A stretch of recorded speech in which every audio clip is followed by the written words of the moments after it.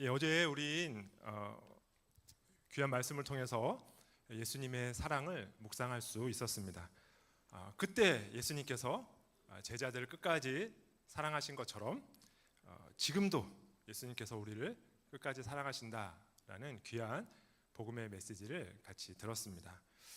오늘은 그 예수님 안에서, 그 예수님의 사랑 안에서 우리들이 서로 연결되어 있다라는 복음의 메시지를 확인해 보려고 합니다. 먼저 우리가 서로 연결되어 있다는 진실을 좀 확인해 보려고 해요. 잘 모르고 잊고 살 때가 종종 있기 때문입니다. 그리고 우리가 왜 연결되어 있는지, 하나님께서 우리를 연결된 존재로 만드신 목적이 무엇인지를 생각해 볼 것입니다. 마지막으로 우리가 서로 연결되어 있다는 사실 속에서 반짝반짝 빛나고 있는 복음의 메시지를 들어보도록 하겠습니다. 먼저 우리가 서로 연결되어 있다는 진실을 확인해 보도록 하겠습니다. 우리 교회 전체 성도님들의 거의 반 가까이 차지하고 있는 예꿈부, 이단부 어린이들이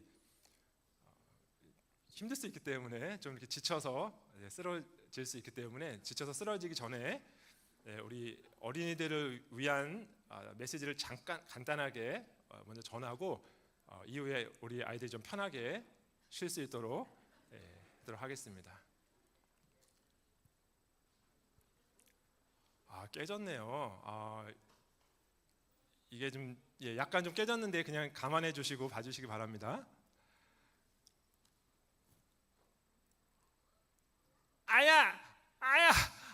아이고 아파.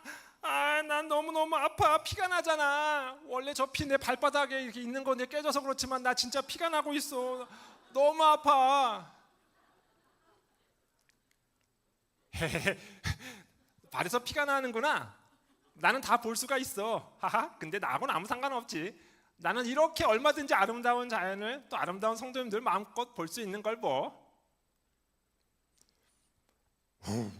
너무 안 됐다. 어떻게 그렇게 아파서 많이 아프겠다. 그렇지만 나하고는 상관없어.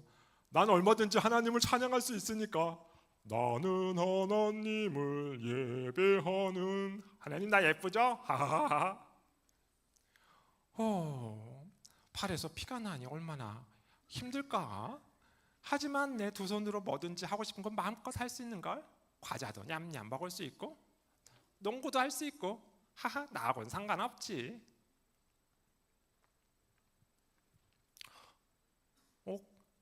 그런데 오랫동안 발이 움직이지 않으니까 내가 볼 수 있는 게 없잖아. 밖에 나가서 저 아름다운 자연을 보고 싶은데 난 맨날 똑같은 것만 봐야 돼요. 너무 힘들어. 이게 뭐야.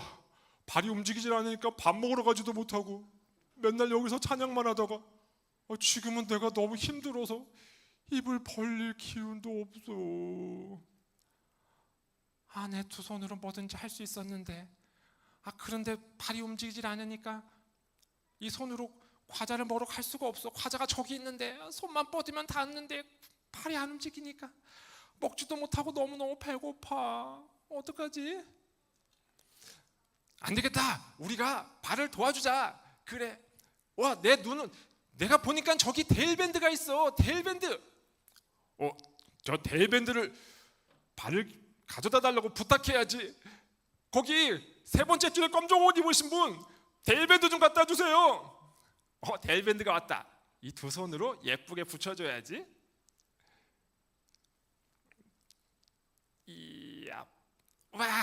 데일밴드로 말을 붙였어. 다 나은 것 같아. 너무너무 신난다. 발이 나으니까 이제 밖에 나가서 저 아름다운 자연을 마음껏 볼 수 있어. 너무 신나. 발이 움직이니까 맛있는 것도 마음껏 먹을 수 있어. 나 너무 기운 찬다. 그러니까 하나님을 더 찬양 잘할 수 있을 것 같아. 이 두 손으로 발이 가는 곳에서 같이 따라가서 마음껏 놀 수 있어. 너무 신나. 이제야 우리가 예수님 안에 한 지체가 되었어. 신난다.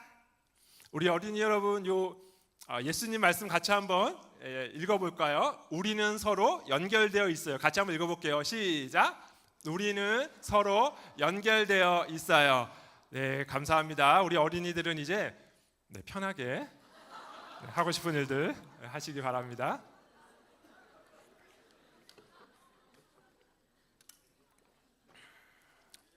오늘 말씀은 우리의 정체성을 이렇게 정의합니다.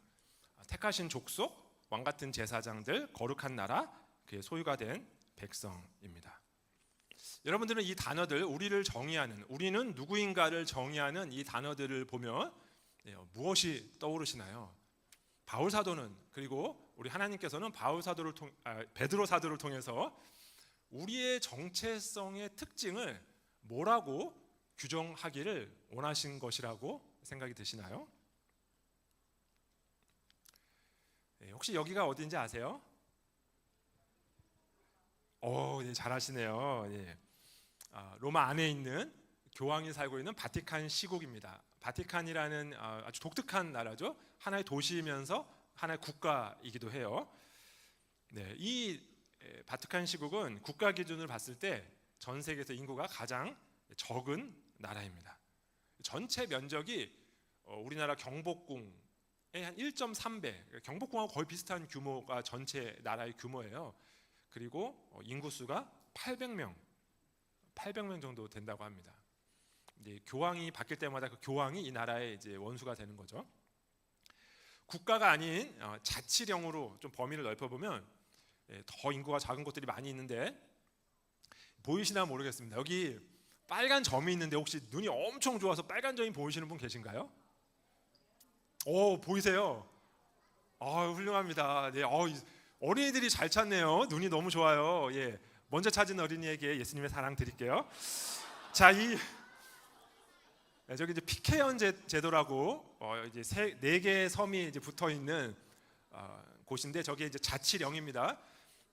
정식 국가는 아니지만 일종의 자치권을 이제 가지고 있는 그런 곳인데 영국령에 속하는 자치령이에요. 여기는 작년에 인구가 47명이었습니다. 제가 이걸 왜 보여드리는 것일까요? 아무리 작은 나라, 아무리 작은 자치령이라도 혼자서는 그 나라를, 그 자치령을 이룰 수가 없습니다. 혼자서는 불가능합니다. 오늘 우리가 읽은 이 본문의 단어들의 특징은 우리의 정체성을 어떻게 규정하냐면 나의 어떠함으로 규정하는 것이 아니라 공동체의 일원이라는 특징으로 우리를 규정한다는 것입니다. 그리고 더 중요한 것은 이 공동체들은 그냥 공동체가 아니고 운명 공동체라는 것입니다.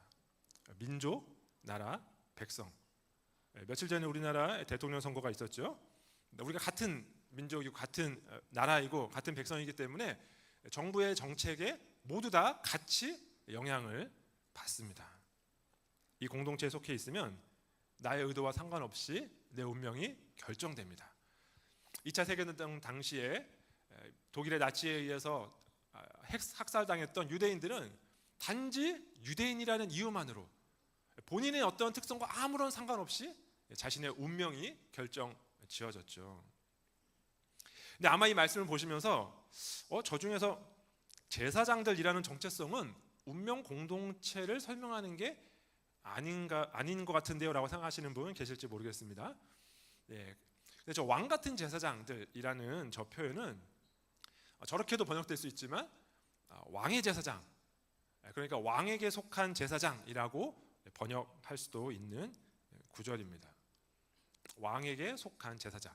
이런 이해가 필요한 이유는 오늘 본문이 출애굽기 19장 6절의 인용이기 때문인데요.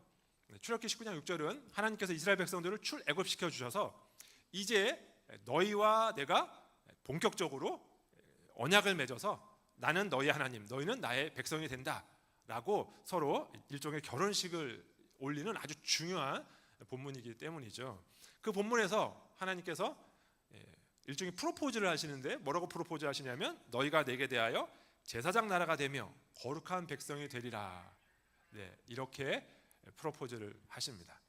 그러니까 저 말씀을 지금 인용하면서 베드로 사도가 우리의 정체성을 말씀해 주시는 것이거든요. 그러니까 처음부터 하나님께서 우리를 뭐라고 규정해 주셨냐면 너희는 내게 대하여 제사장 나라가 될 것이다 이렇게 말씀하셨어요. 그러니까 이 하나님께서 원래 하셨던 말씀의 의미를 살린다면 역시 이것도 우리가 일종의 운명 공동체라는 정체성을 부여받은 것으로 이해할 수 있습니다. 왕에게 속해서 그 역할을 제대로 수행했는지 안 했는지에 따라서 운명이 달라지는 공동체인 것입니다. 성도님께서 이해하시는 복음은 무엇인가요? 복음이라고 하면 떠오르는 가장 큰 이미지는 무엇인가요? 복음으로 인해서 성도님들이 달라지셨다면 무엇이 달라지셨나요?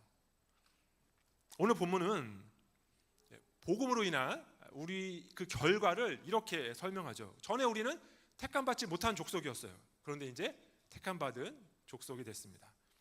그 전에 우리는 왕을 섬기는 제사장이 아니었어요. 그런데 이제는 왕에 속하여 왕을 섬기는 왕의 제사장들이 되었습니다.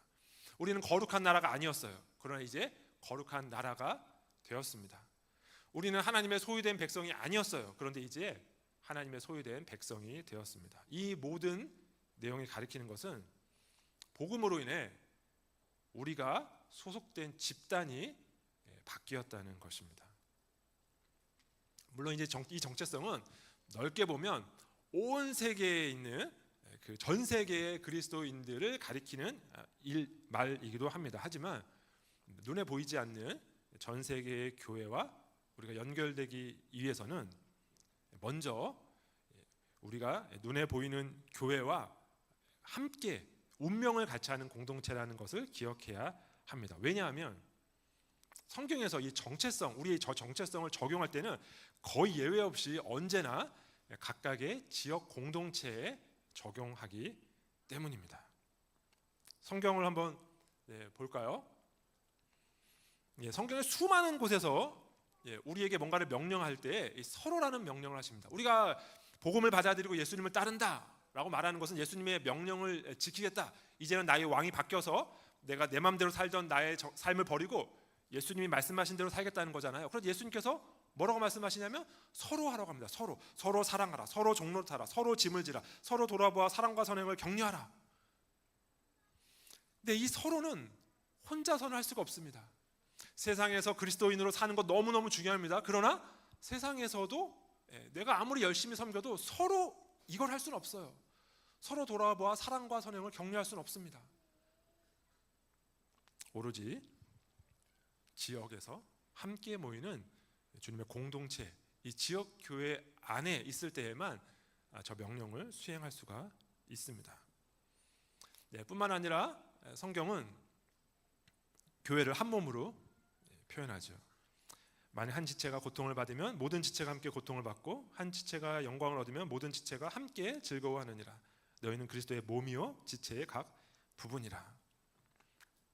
몸의 한 지체가 고통을 받으면 다른 모든 지체들도 함께 고통을 받는다고 합니다. 근데 만나서 교제하지 않고 서로 어떻게 살았는지 이야기를 듣지 않는데 누가 아픈지 누가 아프지 않은지를 어떻게 알겠습니까?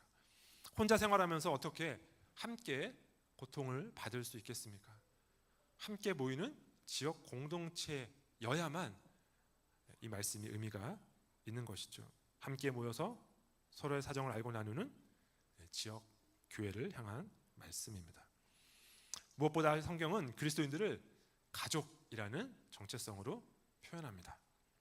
그러므로 이제부터 너희는 외인도 아니요 나그네도 아니요 오직 성도들과 동일한 시민이요 하나님의 권속이라. 하나님의 가족이라는 말씀이죠. 그러고 보니까요 하나님께서 우리에게 주신 공동체는 마치 가족과 꼭 닮아 있습니다. 마치 가족을 마음대로 선택할 수 없는 것처럼 우리는 교회의 멤버를 마음대로 선택할 수 없어요. 여러분들이 이렇게 보시고 이 교회는 멤버들이 참 좋네, 내 마음에 드네, 오케이 이렇게 해서 교회 오신 분 계신가요? 우리는 모르는 채로 교회에 오게 됐죠. 그리고 교회에 오고 난 다음에 새로 어떤 성도가 이제 교회에 등록하려고 할 때 이렇게 보시고 나랑 잘 안 맞는 것 같은데 나는 당신을 받지 않겠습니다 이렇게 할 수 있나요? 그럴 수 없죠. 마치 가족처럼 교회 멤버들도 우리에게 주어지는 것입니다. 그렇게 주어지는 가족이 없이는 우리가 태어날 수 없는 것처럼 교회가 없이는 우리는 신앙생활을 할 수가 없습니다. 한번 태어났다면 태어나 보니 엄마, 아빠 있었던 것처럼 우리도 교회에서 공동체와 함께, 가족과 함께 살아가는 것처럼 교회 공동체와 함께 살아가야 하는 것입니다. 물론 사정이 있어서 교회를 옮길 수는 있어요. 그게 가족하고는 좀 다른 점이죠. 하지만 그 교회에 있는 동안은 그 교회 멤버들이 우리의 신앙을 자라게 해주고 돌봐주는 가족과 같은 역할을 하는 것입니다. 역시 함께 모이는 지역 공동체가 우리 신앙의 운명 공동체라는 것을 밝혀주는 것이죠. 그래서 기독교 심리학자인 폴 트루니에는 이렇게 말합니다. 사람이 혼자 할 수 없는 일이 두 가지가 있다. 하나는 결혼이고 또 하나는 그리스도인이 되는 것이다. 그래서 우리의 신앙은 지역 공동체의 영향을 엄청나게 받습니다. 우리 성도님들께서 혼자 생활하시다가 결혼을 하고 나면은 삶이 많이 바뀌잖아요. 바뀔 수밖에 없지 않습니까? 나는 과자를 좋아하는 사람이었는데 아내가 과일을 좋아하면 나도 모르게 조금씩 과일을 좋아하는 사람으로 바뀌어가죠. 가족이 서로 영향을 엄청나게 주고받는 것처럼 이 공동체는 나의 신앙에 엄청난 영향을 미치게 됩니다. 어떤 분들은 이렇게 반론하실 수도 있을 것 같아요. 목사님, 그런데요, 같은 교회 내에서 같이 신앙생활을 하는데도요, 어떤 사람은 신앙이 엄청 좋고요, 어떤 사람은 신앙이 엄청 안 좋아요. 같은 교회에 있다고 해서 그 교회에 있는 모든 사람들의 신앙이 수준이 똑같은 건 아니잖아요. 네, 맞습니다. 같은 교회에서 신앙생활을 해도 신앙이 다를 수 있죠. 제가 아주 감동 깊게 본 드라마 중에 하나인데요. 이병헌이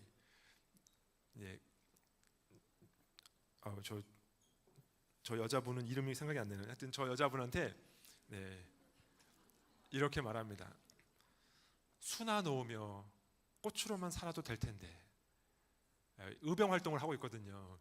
그러니까 이 의병 활동을 하고 있는 저 이제 여인한테 수나 놓으며 꽃으로만 살아도 될 텐데 왜 의병 활동을 하냐? 이렇게 말하죠. 나도 꽃으로 살고 있어. 다만 나는 불꽃이요. 네. 저렇게 어떤 사람들은 일제시대에 의병 활동을 하면서 살아가는 사람들이 있습니다. 어떤 사람들은 일제시대에 친일파로 호의호식하면서 살아가는 사람들이 있죠. 같은 공동체 안에도 정말 극과 극의 신앙생활을 하는 사람들이 물론 있습니다.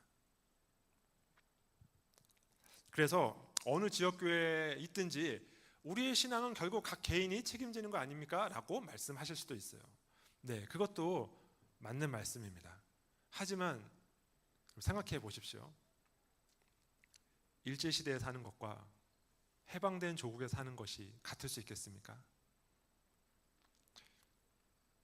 공동체의 분위기라는 것이 그런 것입니다. 우리가 일제시대를 살면서 의병 활동하듯이 그렇게 신앙생활을 할 수 있고 해방된 조국에서 자유를 누리면서 신앙생활을 할 수도 있는 것. 똑같은 사람이 문제투성인 고린도 교회의 일원일 때와 칭찬받았던 데살로니가 교회의 일원일 때 신앙 다를 수밖에 없죠. 어느 교회에서 신앙생활을 하느냐에 따라 다를 수밖에 없습니다. 계시록에 보면 칭찬받는 교회가 나오고 혼나는 교회가 나와요. 사대 교회를 향해서는 네가 살았다는 이름은 가졌으나 죽은 자로다 라는 혹독한 질책을 받습니다. 반면에 빌라델비아 교회를 향해서는 이런 칭찬을 받아요. 네가 작은 능력을 가지고서도 내 말을 지키며 내 이름을 배반하지 아니하였도다. 여러분이 저 사대 교회에서 신앙생활을 할 때와 빌라델비아 교회에서 신앙생활을 할 때의 신앙 모습이 같을 수 있겠습니까? 그 교회의 전체적인 분위기에 영향을 받을 수밖에 없는 것이죠. 이 사실은 우리의 경험을 통해서도 충분히 알 수 있습니다. 전부는 아니지만 대부분 성도님들의 신앙의 모습은요, 교회 전체의 분위기를 거의 그대로 따라간다는 것이 제가 지금까지 신앙생활을 하면서 내린 결론입니다. 제가 우리 교회 와서 깜짝깜짝 놀랄 때가 몇 번 있었는데요. 그 중에 하나가 저 때입니다. 언제인가요? 특세 때 사진입니다. 자는 자의 어찌함이냐 특세 때인데요. 153 홀도 저렇게 꽉 차고 그레이스 홀도 저렇게 꽉 찼습니다. 아이들을 안고 들쳐업고 오시는 성도님들. 아마 분당 우리 교회에서 신앙생활을 하신 분들에게는 제가 지금 이 말씀을 드리는 것이 도대체 무슨 말인가 싶으실 수 있으실 겁니다. 아니 저게 왜 놀랄 일이지? 저거 당연한 거 아니야? 새벽에 애들 들쳐업고 예배당에 오는 게 저게 왜? 라고 생각하실지 모르겠어요. 하지만 제가 지금까지 신앙생활을 했던 경험에서는 정말 깜짝 놀랄 일이었습니다. 저는 저런 분위기의 교회에서 신앙생활을 하지 않았거든요. 아이들을 들쳐업고 특세에 오는 그런 교회에서 생활을 못 해보다가 우리 교회에 와서 애기들을 들쳐업고 새벽에 나오시는 분들을 보면서 깜짝 놀랄 수밖에 없었습니다. 이렇게 엄마 품에 안겨서 새벽에 기도에 참석한 아이들에게 신앙은 어떤 의미로 남을까요? 저 아이들의 삶의 어느 순간에 잠시 하나님을 떠나는 그런 일이 생길지 모르겠습니다. 그럼 하나님께서는 언약의 자손인 여러분의 자녀들을 반드시 부르실 거예요. 그때 그 시점, 삶의 어느 시점에 그 아이들을 다시 부르실 때 저 새벽에 엄마 품에 안겨서 교회에 왔던 기억들을 우리 아이들이 기억할 것입니다. 하나님께서 그 기억을 사용하실 것입니다. 이번에 처음 시작한 우리 교회 전교인 수련회도 하나님께서 그렇게 사용하실 줄을 믿습니다. 우리는 우리의 개인의 신앙이 매우 중요하다고 생각하며 살아가고 있습니다. 개인주의 시대를 살아가고 있습니다. 하지만 실제로는 우리가 어떤 공동체에 속해 있는가가 우리의 신앙을 결정합니다. 왜냐하면 우리는 서로 연결되어 있기 때문입니다.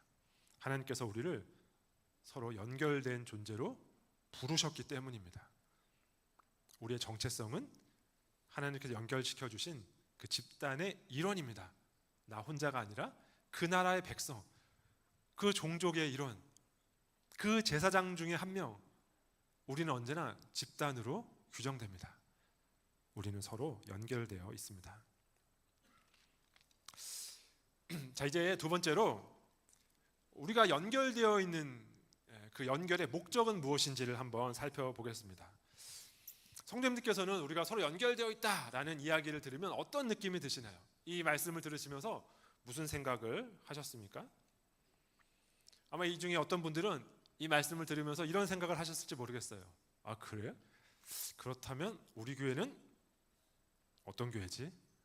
우리 교회는 4대 교회 같은 교회인가? 빌라델비아 교회 같은 교회인가? 내가 이 교회에 있어도 되는 건가? 이런 생각을 하신 분이 있을지 모르겠습니다. 어떤 분들은 그런 평가를 하지 않고 어떻게 하면 내가 이 공동체를 좀 더 좋은 공동체로 만들 수 있을까? 이것을 고민하셨을 수도 있습니다. 우리 교회를 평가하시는 분들도 또 우리 교회 공동체를 세워가시기를 애쓰시는 분들도 모두 기억해야 할 것은 이것이죠. 하나님께서 우리 공동체를, 우리 그리스도인들을 서로 연결된 존재로 만드신 목적이 무엇인가 하는 것입니다. 우리가 어떤 기준으로 평가를 하든 세워가든 목적에 따라 세워져야 하죠. 하나님께서는 왜 우리를 이 새로운 공동체로 부르셨습니까? 왜 이 새로운 공동체 일원으로 우리를 부르셨을까요? 오늘 본문에서 베드로 사도가 이렇게 말씀합니다. 이는 너희를 어두운 데서 불러내어 그의 기이한 빛에 들어가게 하시니 아름다운 덕을 선포하게 하려 하심이라. 아멘.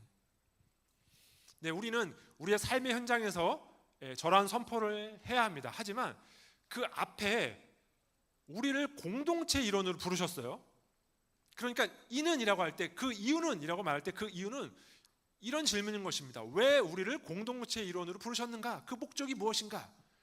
그 목적이 우리를 어두운 데서 불러내서 그의 기이한 빛에 들어가신 이의 아름다운 덕을 선포하게 하기 위함이라는 것입니다. 그렇다면 우리가 우리 공동체를 평가할 때 그 기준은 우리 공동체는 그분의 아름다운 덕을 선포하고 있는가라고 물어야 하겠죠. 우리가 공동체를 세워가기를 원한다면 역시 어떻게 해야 우리가 그분의 아름다운 덕을 선포하는 공동체로 세울 것인가, 이것을 물어야 할 것입니다. 하나님의 아름다운 덕, 이것이 무엇인가요? 그것은 오늘 말씀이 설명하는데도 우리를 어두움에서 빛으로 들어가게 하신 그분의 구원 사역입니다. 그 구원 사역의 아름다움입니다. 그것을 선포한다는 것은 무엇입니까? 그것은 어떤 면에서는 말로 전하는 것을 포함할 수 있습니다. 하지만 말로 전하기 위해서 그 이전에 먼저 해야 되는 것은 우리 공동체가 그 빛 가운데서 살아가는 것입니다. 우리가 빛이 나면, 우리 공동체가 빛이 나면 자연스럽게 그분의 아름다운 덕이 선포된다는 것입니다. 이것이 초대교회의 그 핍박 속에서 교회가 놀라운 확장을 할 수 있었던 이유입니다. 교회사에 조금 관심 있으신 분들은 콘티나시누스 황제가 기독교를 공인했다, 이걸 들으셨을지 모르겠어요. 그런데 그 일이 일어난 것은 교회가 핍박받고 저기 조그맣게 있는데 갑자기 콘스탄티누스가 성령을 받아서 저 조그마한 교회를 우리 제국의 종교로 삼겠다, 이렇게 한 게 아닙니다. 이미 그 선언을 하기 이전에 이미 기독교는 로마 제국의 주요 종교였어요. 그 황제는 그저 현실을 받아들인 것뿐입니다. 그 핍박받는 그 교회 공동체가 어떻게 그런 놀라운 확장을 이룰 수 있었을까요? 핍박 속에서 열심히 전도하고 다녔던 것이 아니었습니다. 물론 그렇게 한 분들도 있었죠. 하지만 더 중요한 것은 그 공동체가 어떻게 살아가는가를 사람들이 보았던 거예요. 지금도 그렇습니다만 그 옛날에 장례가 굉장히 큰 일이었습니다. 우리나라도 보면 장례식 옛날에 보면은 막 4일, 5일 막 이렇게 하잖아요. 엄청나게 큰 행사였어요, 장례가. 그리고 혼자 할 수가 없습니다. 그래서 지금 보람상조 이런 것처럼 조합을 만들어서 장례가 나면 사람들이 다 도왔습니다. 근데 이 사람들이 가만 보니까 자기네들은 이 장례 이 조합에 회비를 안 내는 그 순간부로 딱 회원 자격을 끊어요. 그래서 회비를 안 내고 그 다음에 장례가 나면 안 도와줍니다. 그런데 이 사람들을 보니까 회비도 자원하는 대로 알아서 내는 거예요. 더 놀라운 거는 어떤 사람이 회비 낼 돈이 없어가지고 회비를 안 내요. 그러면 쫓아내는 게 아니라 그 공동체가 더 많이 도와줍니다. 뭐야? 뭐 하는 사람들이지? 사람들이 호기심을 가져요. 그리고 찾아옵니다. 그 공동체에 살아가는 모습에 감동을 받고 공동체 일원이 되겠다고 사람들이 몰려드는 것, 이것이 초대교회가 확장된 이유였습니다. 우리 공동체의 목적은 그분의 아름다운 덕이 선포되는 공동체를 만드는 것이죠. 그렇지만 우리는 그 빛을 아름답게 비추는 그 일의 핵심이 무엇인가를 잊으면 안 되겠습니다. 그 핵심은 어둠 속에 살고 있는 사람들을 빛으로 옮겨가도록 하는 일을 돕는 것입니다. 어느 교회나 아직 복음을 모르거나 복음의 내용은 알지만 받아들이지 못한 분들이 계시죠. 그분들이 이 빛 가운데로 들어오도록 돕는 것이 교회의 메인 목적입니다. 빛 가운데 거하는 이들 중에서도 순간순간 빛을 잃어버리고 주저앉고 뒤를 돌아보는 분들이 계세요. 그분들에게 같이 손을 잡고 이 빛 가운데로 걸어가자고 격려하는 일이 공동체의 목적입니다. 제가 이 말씀을 드리는 이유는 공동체가 분명한 목적을 가지고 나아가는 일은 매우 어려운 일이기 때문입니다. 이 목적을 달성하기 위해서 우리는 때로 매우 불편한 말을 해야 할 때도 있기 때문입니다. 그래서 이 일에 관하여 많은 이야기를 하고 있는 스테니아워스라는 학자의 말을 같이 한번 생각해 보면 좋겠습니다. 이렇게 기록하고 있어요. 기독교 공동체 꼭 식민지의 삶에서 가장 중요한 것은 하나됨이 아니다. 우리는 하나 되는 것 그 자체가 우리의 목적이 아닙니다. 그것이 하나님이 우리를 연결시켜 주신 목적이 아닙니다. 기독교 공동체는 예수 그리스도가 자신의 주위로 불러 모은 사람들을 이끌고 나가는 그 길에 관심을 쏟는다. 사람들을 빛 가운데로 인도하고 같이 빛의 삶을 살도록 격려하는 일이죠. 그러기 위하여 중요한 일은 우리로 하여금 진실한 삶을 살게 해주는 참된 이야기에 비추어서 우리의 욕망과 필요를 가다듬는 일에 관심을 기울인다. 우리가 분명한 목적이 있다는 사실을 놓치면 우리 공동체는 그저 일상에서 일어나는 일들을 그냥 나누고 어려움을 호소하고 위로해주고 거기서 그치는 티타임 공동체가 될 수밖에 없습니다. 우리끼리 즐거운 유람선 교회가 될 수밖에 없습니다. 우리가 아무리 같이 성경을 공부하고 아무리 열심히 서로를 위해 기도해 주어도 이 사실은 변함이 없습니다. 제가 죄송합니다만 우리 성도님들 잘 모르기 때문에 제가 편하게 이런 이야기를 할 수 있어요. 아마 이런 기도 제목을 알고 있는 우리 담임 목사님이나 부목사님 아마 못하실 거예요. 누가 이런 기도 제목을 냈는지 아니까요. 근데 저는 전혀 모르기 때문에 편하게 말씀드리겠습니다. 우리 공동체에서 자녀의 취업을 위해서 기도 제목을 낼 수 있어요. 같이 기도할 수 있습니다. 그런데 만약 그 자녀가 예수님을 믿지 않는 자녀라면 어떻게 해야 할까요? 우리 자녀가 예수님을 믿지 않지만 그래도 어쨌든 이번에 꼭 취업하게 해주세요라고 기도 제목을 내면 여러분 어떻게 하시나요? 때로는 그 자녀가 취업도 하고 예수님도 믿게 해달라고 기도할 수도 있어요. 하지만 때로는 예수님 없는 인생에 성공을 막아달라고 기도해야 할 때도 있습니다. 비싼 값에 아파트가 팔리게 해달라는 기도는 어떨까요?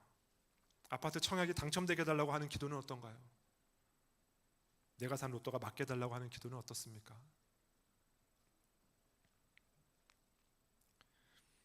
때로 우리는 누군가의 기도 제목을 그대로 기도하는 것이 아니라 그 욕망과 필요를 가다듬게 해달라고 말해줘야 할 때도 있습니다. 우리가 그 유익을 누리는 것을 위해 기도하기보다 그런 잘못된 사회 구조와 문제가 해결되기 위해 기도하자고 말해줘야 할 때가 있습니다. 물론 구체적인 조언은 각각이 처한 상황에 따라 다르겠죠. 그리고 또 이런 불편한 말들은 관계가 훨씬 깊어진 뒤에 할 수 있을 것입니다. 그렇지만 분명하게 기억해야 할 사실은 우리들이 서로 연결되어 있다는 사실입니다. 우리가 서로 영향을 주고받는다는 사실입니다.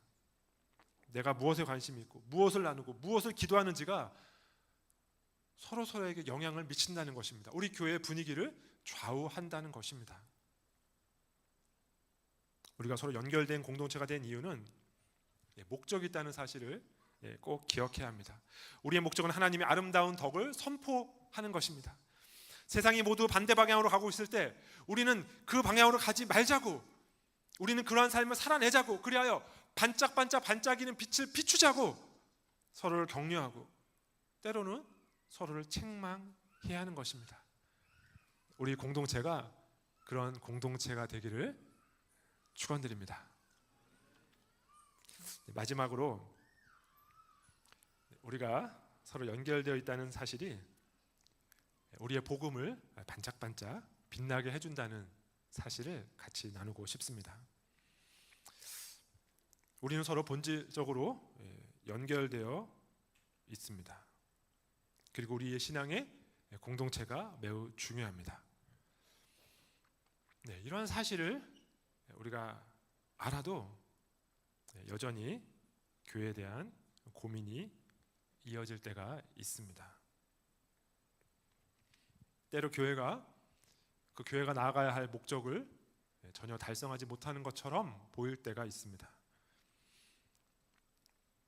꼭 그렇게 거창하게 가지 않아도 내 눈앞에 보이는 내 불편한 친구 때문에 힘들 때가 있습니다.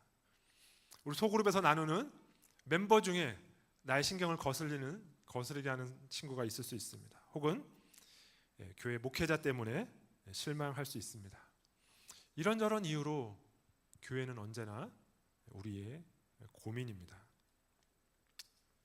우리가 대놓고 말할 수는 없지만 어쩌면 공동체에서는, 소그룹에서는, 다락방에서는 좋은 말들만을 할지 모르지만 그 안에는 교회에 대한 불만들이 많이 있을 수 있습니다. 그럴 때 우리는 어떻게 해야 할까요? 잘 아시겠지만 본인은 믿음이 있지만 교회에 대한 실망 때문에 교회를 떠난다고 말하는 인구가 점점 늘고 있습니다. 가난한 성도라고 말을 하죠. 한 설문조사에 의하면 개신교인 중에 가난한 성도의 비율이 2012년 한 10여 년 전쯤에 한 11%였는데 2023년에는 30%까지 증가했다고 합니다. 엄청나게 많은 사람들이 교회를 떠나고 있습니다. 그렇지만 여전히 자신은 신앙을 가지고 있다고 믿고 있습니다. 아까 말씀드렸던 그런 여러 가지 이유들이 교회를 떠나게 만드는 것이죠. 앞에서 말하진 않지만, 누구에게 털어놓진 않지만 속으로 그런 불만들을 가지고 있다가 어느 순간 교회를 떠나는 사람들이 생겨나는 것입니다. 그러나 우리가 앞에서 살펴본 것처럼 교회를 떠나는 것은 정답이 아닙니다. 일시적으로 가난한 성도가 될 수 있습니다. 어떤 이유로 교회를 떠나서 다른 교회를 찾아서 떠나는 그런 가난한 성도는 있을 수 있습니다. 하지만 공동체는 내게 필요 없어, 혼자 신앙생활 할 거야 라고 말하는 가난한 성도, 성경에서 그 어디에서도 그러한 성도를 성도라고 인정하지 않습니다. 그런데 너무 힘들 때, 교회 공동체가 너무 힘들 때, 그럴 때 우리는 어떻게 해야 할까요? 그럴 때 어떻게 하면 좋을지 보네포 목사님의 글을 같이 한번 나누고 싶습니다.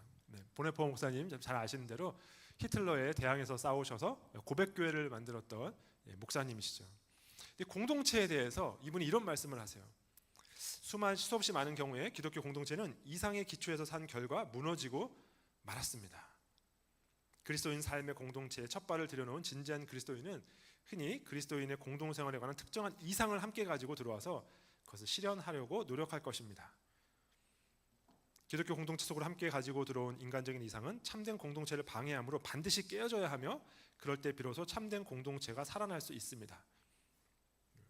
기독교 공동체의 꿈을 기독교 공동체 자체보다 더 사랑하는 사람은 그 자신이 아무리 정직하고 진실하며 헌신적인 사람이라 해도 결국 모든 기독교 공동체의 파괴자가 되고 맙니다. 이 마지막 문장을 다시 한번 읽어보겠습니다. 기독교 공동체의 꿈을 가지고 그 꿈을 기독교 공동체 자체보다 더 사랑하는 사람은 결국 모든 기독교 공동체의 파괴자가 되고 맙니다. 이게 도대체 무슨 말일까요? 부끄럽게도 저는 대학생 시절에 교회를 떠난 적이 있습니다. 제가 아까 가난한 성도를 말씀드리면서 여러분들이 겉으로 말하지 않아도 여러분들 속에 불만이 다 있을 수 있다라고 말씀드린 이유는 제가 그런 경험을 했던 사람이기 때문입니다. 제가 대학생 시절에 교회에서 늘 사랑을 말해요. 와, 우리는 사랑의 공동체, 주님의 사랑 여기에 늘 찬양하고 사랑한다 늘 말해요. 그런데 정작 제가 청년 시대를 느끼기에 저의 삶에 관심을 가지는 교회 어른들이 없었어요. 교회 어른들이 늘 저를 부릅니다. 그리고 일을 시킵니다. 일은 그렇게 시키면서 제가 어떤 고민을 가지고 살아가는지 아무도 관심이 없다는 생각이 들었어요. 그런데 대학교에서 선배들은 너무너무 사랑이 많은 거예요. 늘 만나서 그 마시면 좀 거시기한 걸 늘 사주시면서 어떻게 지내니? 너의 고민은 무엇이니? 늘 물어보시는 거예요. 아, 진짜 사랑의 공동체는 교회가 아니구나. 제가 교회를 떠났습니다. 1년 동안 교회를 떠나 있었습니다. 제가 했던 그것이 바로 공동체의 꿈을 공동체 자체보다 더 사랑했던 것이죠. 공동체는 이래야 돼. 공동체는 사랑이 공동체여야 돼. 이 공동체는 나에게 관심을 가져줘야 돼. 제가 만들어 놓은 이상을 가지고 그 이상이 실현되지 않을 때 이 공동체 자체를 버려버리는 일을 제가 한 것이죠. 공동체의 꿈과 공동체 자체를 어떻게 이해할 수 있을까요? 이것은 마치 자녀를 향한 사랑과 같습니다. 여러분의 자녀가 어리고 약하고 잘못된 행동을 할 때, 때를 쓰고 여러분을 힘들게 할 때 여러분은 어떻게 하셨나요? 그리고 어떻게 하시나요? 한편으로는 우리 아이가 바라게 자라기를 바래서 책망할 때도 있고 가르칠 때도 있죠. 그렇지만 우리는 아이들이 자랄 때까지 인내심을 가지고 기다립니다. 기독교 공동체의 꿈을 공동체 자체보다 더 중요하게 여기는 것은 마치 올바른 자녀의 모습을 그 자녀 자체보다 더 중요하게 여기는 것과 같습니다. 자녀가 원하는 모습으로 자라지 않을 때, 그럴 때 자신이 세워놓은 이상적인 그 자녀의 모습을 자녀에게 억지로 적용시키려고 하면 결국 자녀를 망가뜨리게 되는 것이죠. 우리는 기독교 공동체 이상을 가지고 있어야 됩니다. 그리고 그 목적을 향하여 나아가야 합니다. 그런데 교회 공동체가 그 목적에, 그 이상에 들어맞지 않을 때 이것을 억지로 강요하게 되면 결국 공동체가 망가지게 되는 것입니다. 자녀를 사랑한다면, 자녀 자체를 사랑한다면 우리에게는 인내가 필요합니다. 그것은 교회도 마찬가지입니다. 교회의 부족한 모습 때문에 힘들어 하시는 분이 계신가요? 그렇다면 이것을 기억해야 됩니다. 이 교회에 이런 모습이 부족해 라는 것을 다른 사람은 모르는데 깨달으신 분이 계시다면 그분은 하나님의 은혜를 먼저 앞서서 경험하신 분이신 것이죠. 제가 교회를 다시 돌아오게 되었을 때, 물론 한편으로는 하나님한테 이제 두들겨 맞아서 제가 이제 돌아왔습니다만, 다른 한편으로는 하나님이 저에게 깨달음을 주셨습니다. 우리 교회에 이렇게 잘못된 모습, 부족한 모습들이 많아라고 제가 막 매우 이제 제 나름대로 그 당시에 막 멋있게 하나님의 어떤 가치, 하나님의 이상을 제가 쫙 하고 우리 교회는 거기에 못 미쳐, 우리 교회는 너무 부족해, 제가 이렇게 막 생각을 했는데 어느 순간 제가 그것을 깨달았어요. 나는 이 부분이 잘못되었다는 것을 어떻게 알고 있을까? 제가 그 교회에서 자랐기 때문에, 그 교회에서 배웠기 때문에 그 사실을 알게 된 것이죠. 마치 부모님께서 많이 배우지 못하셨어도 그 자녀를 위해서 힘들게 천한 일들을 하면서 그렇게 가르쳤기 때문에 그 자녀가 높은 교육 수준을 갖게 된 것처럼, 결국 그 교회에 사랑과 헌신이 없었다면 저는 그것이 옳은 것이다, 그른 것이다 하는 걸 구분할 그 지식을 갖지 못했을 것입니다. 결국 저를 만들었던 것은, 만약에 제가 그렇지 않았지만 그때 생각에 제가 만약에 남들보다 더 좋은 신앙으로 자랄 수 있었다면 어떻게 그게 가능했겠습니까? 저를 그렇게 만들어준 것은 제가 자라왔던 교회였던 것이죠. 여러분이 그런 은혜를 먼저 경험하신 분이라면 여러분의 할 일은 그 은혜를 경험하지 못한 자녀를 인내하면서 기다려 주는 것입니다.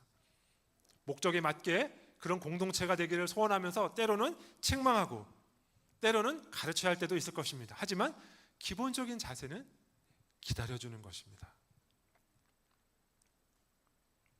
우리에게 소망이 있는 것은 우리가 이 공동체가 연결된 공동체라는 사실을 알고 있기 때문입니다.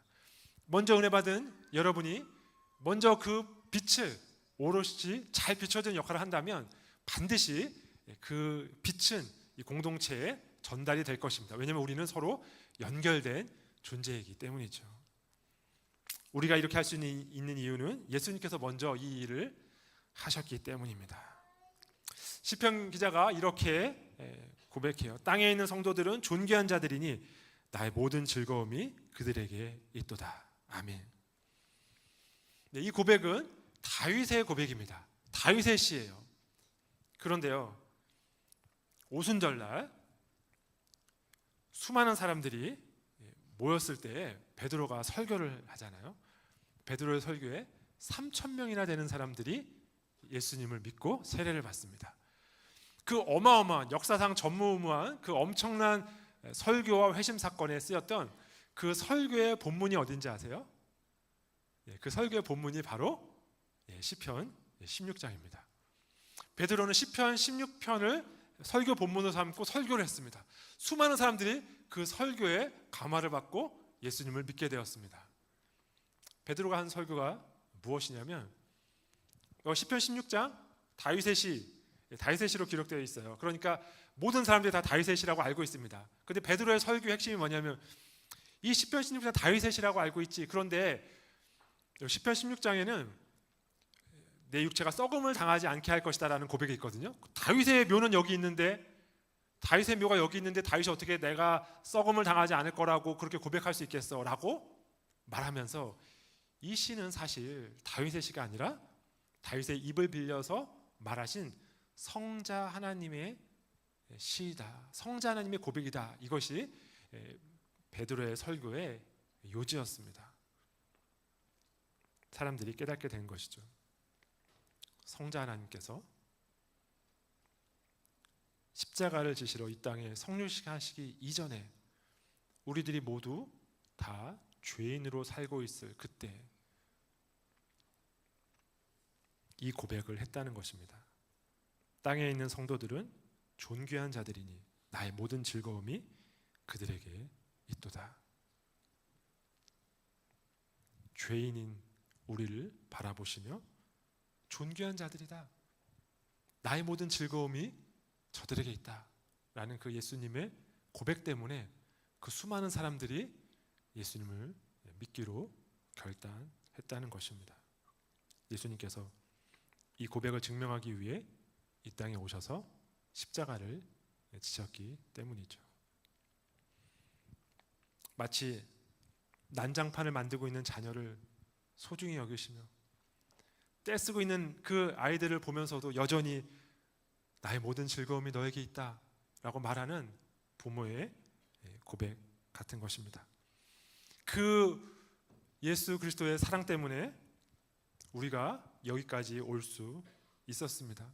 만약에 우리 중에 누군가가 남들보다 더 나은 신앙을 가지고 있다면 그 더 나은 신앙 때문에 다른 교회의 어떤 모습들이 부족하다는 것을 알고 있다면 거기까지 오실 수 있었던 것은 누군가가 예수님의 사랑에 감동했기 때문입니다. 그래서 여러분을 위해 기도했기 때문입니다. 여러분의 손을 붙잡고 여기까지 왔기 때문입니다. 그러므로 우리가 다시 한번 기억하면 좋겠습니다. 이 복음의 메시지가 우리한테 와서 우리가 다시 우리의 주위에 이 복음을 전하는 이 모든 과정에 이 모든 연결에 들어있는 복음의 메시지를 다시 한번 기억하기를 바랍니다. 여러분의 신앙이 장성해 있다면 그것은 우리가 연결되어 있어서 누군가로부터 영향을 받았기 때문입니다. 이 연결되어 있음의 복음이 여러분의 장성한 신앙에 이 복음의 메시지가 반짝반짝 빛나고 있습니다. 여러분이 지금 인내하면서 누군가를 기다려주면서 그렇게 선한 영향력을 미치고 있다면 우리는 연결되어 있습니다. 그 누군가는 반드시 여러분의 영향을 받아 장성하게 자라게 될 날이 있을 것입니다. 연결되어 있음의 복음이 반짝반짝 빛나고 있죠. 많은 분들이 저를 포함해서 여전히 복음을 받아들이지 않는 가족들 때문에 안타까워하며 울고 있습니다. 함께 위해서 기도하는 성도님들이 있죠. 우리 연결되어 있는 그 연결 때문에 그 기도가 반드시 힘을 발휘할 것입니다. 연결됨의 복음입니다. 이 일을 시작하신 분은 하나님이십니다. 우리가 아직 죄인 되었을 때 우리를 사랑하신 분이십니다. 우리가 믿음을 갖기 이전에 우리의 모습, 그때부터 우리를 사랑하신 분이십니다. 그 사랑 때문에 우리가 어둠에서 빛으로 옮겨올 수 있었습니다. 그리고 이제 그 일을 우리가 하려고 합니다. 다른 이들을 돕는 일을 하려고 합니다. 이 모든 일에 연결되어 있음의 복음이 반짝반짝 빛나고 있습니다. 마지막으로 우리 공동체를 생각하며 필립 얀시의 글을 읽어보려고 합니다. 필립 얀시가 이런 글을 적었습니다. 하나님은 당신과 나같이 평범하고 못난 사람들 속에 살기로 하셨다. 일요일 아침에 예배당 좌석을 채운 사람들을 둘러보면 하나님이 어떤 모험을 감행하고 계시는지 알 수 있다. 교회의 흠 많은 인간들 속에서 나는 희망의 역설적 징후를 보게 되었다. 하나님이 투박한 질그릇인 우리 안에 살기로 결정한 것은 그분이 우리 인간을 얼마나 소중히 여기시는지를 보여주는 최고의 증거다. 제가 이 필립 얀시의 책을 좋아하는 이유는 필립 얀시가 저와 비슷한 경험을 했기 때문입니다. 필립 얀시도 교회의 위선 때문에 교회에 실망하여 교회를 떠났던 적이 있었습니다. 제가 그랬던 것처럼 필립 얀시도 같은 일을 했더라고요. 그런데 필립 얀시는 교회로 다시 돌아왔습니다. 저도 교회로 다시 돌아왔죠. 아마 여기 계신 성도님들 중에 이러한 경험을 하신 분들이 상당수 있으리라고 믿습니다. 필립 얀시는 왜 돌아왔을까요? 저는 왜 돌아왔을까요? 여러분들은 왜 돌아오셨습니까? 하나님께서 우리를 불러주셨기 때문에 다시 돌아왔죠. 그런데 제가 깨달은 것은 제가 그렇게 위선적이라고 그렇게 사랑이 없다라고 교회를 비판하며 교회를 떠났는데 시간을 지나서 제 모습을 보니까요, 그 이전보다 훨씬 더 사랑이 없고 훨씬 더 메말라 있고 훨씬 더 이기적이고 훨씬 더 딱딱해진 제 모습을 발견했기 때문입니다. 필립 얀시도 똑같은 이야기를 하더라고요. 그리고 필립 얀시가 이렇게 권면합니다. 주위를 둘러보면, 주일 아침에 주위를 둘러보면 나도 다른 사람들도 얼마나 못난 사람인가를 볼 수 있다는 것입니다. 그런데 그것이야말로 반짝반짝 빛나는 복음이라는 것이에요.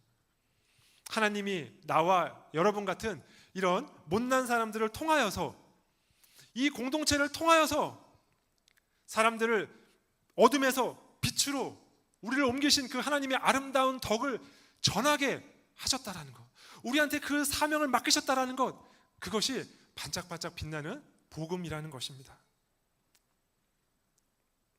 쉽게 감사하지 못하고 비판하기 좋아하고 섬기기보다 섬김을 받기를 좋아하는 못난 저에게 주님께서 그분의 사명을 맡기셨다는 것입니다.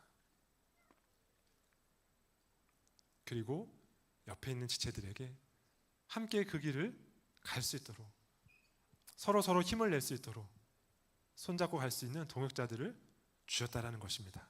이것이 우리에게 주시는 또 하나의 은혜입니다.